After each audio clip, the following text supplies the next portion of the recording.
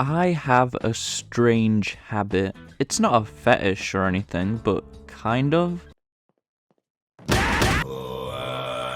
I have a fetish for logging every type of media I consume, whether that be movies, TV shows, books, and most importantly, my life is like a video game, trying hard to beat the stage. On second thought, maybe it's not that strange, especially with sites like Letterboxd absolutely blowing up in the last few years, becoming culturally iconic. But I just wanted to seem quirky, okay? God forbid I want to feel a bit special. Now look what you've done. I feel like a But we're getting off track. Why do I enjoy logging media? Why does anyone enjoy it? Why is it becoming such a big thing online? Well, I think there's a few reasons for it, but the main one for me personally is that it gamifies consuming entertainment. Take Pokemon or Palworld, whatever floats your boat, I don't fucking care. One of the big initiatives to keep playing those games is to collect every monster to complete the Pokédex. I've referenced Pokemon too many times in this video. Nintendo have sent me a cease and desist.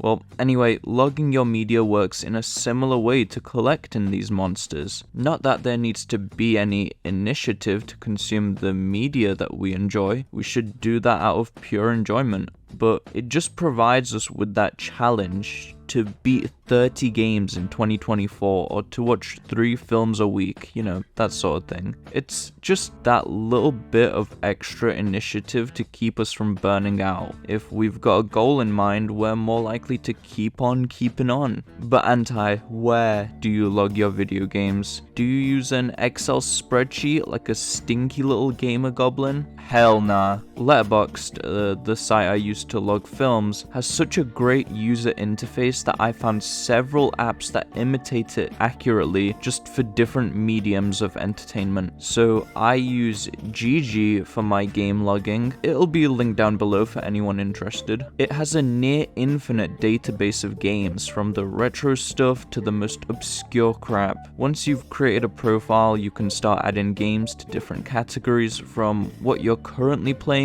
to what you've beaten to what you've 100%ed, abandoned, and shelved, as well as what's on your backlog and wishlist. GG has got it all. I've also added all my friends on there so I can stalk what they're playing and what they've beaten. Oh, and you can also publish game reviews on GG for all to see, but I use it to keep some vague notes on games I've played, just so I don't forget how I felt playing them. So everyone has their own system of deciding how to rate something. GG and sites like it tend to use a 5-star rating system, so I'll be describing how I come to decide on how many stars a game deserves. Bear in mind, this system I use isn't set in stone. Sometimes my game ratings are inconsistent or contradictory, depending on what perspective they're looked at from. For example, I gave a little co-op indie game I beat recently 5 stars because I think that for its genre and what it's trying to be, it is the perfect game. I also gave GTA 5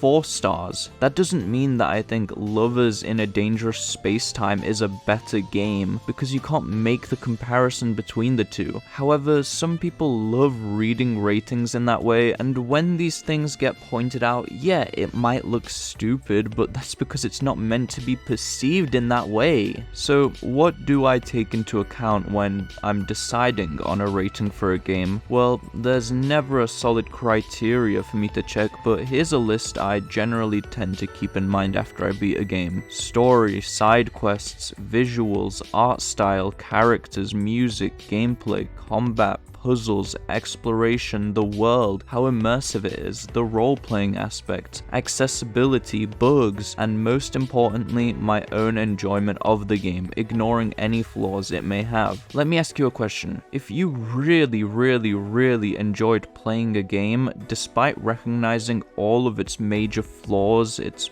bugs or microtransactions, are you going to rate the game low or high? Because Video games are a work of art, and you should be reviewing the art depending on your own personal enjoyment of it, rather than following what is the objective public opinion of it. And that's something that I've been a hypocrite of in the past. I've rated objectively bad games that I've really enjoyed playing a low score, but I've grown to recognize that that isn't how you should be thinking. So, on to deciding how many stars to give something. As I've mentioned previously, I gave Lovers 5 whole stars because it is perfect at what it is trying to be, and it is one of the greatest co-op games I've ever played. So you have to consider that. How does the game you're rating compare to others of its kind, of its genre? Generally, my rule of thumb is that 2.5 stars is a very average game. It isn't that good or that bad, and